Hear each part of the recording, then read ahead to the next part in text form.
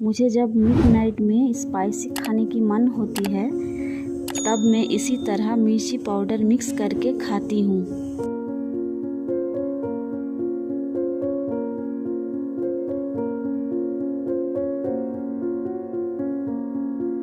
थोड़ी देर बाद जब लगती है कि नहीं, इस स्पाइसी से नहीं हो रही है मेरी, तब मैं राइस को और थोड़ी स्पाइसी करने के लिए चिली फ्लेक्स ऐड करती हूँ।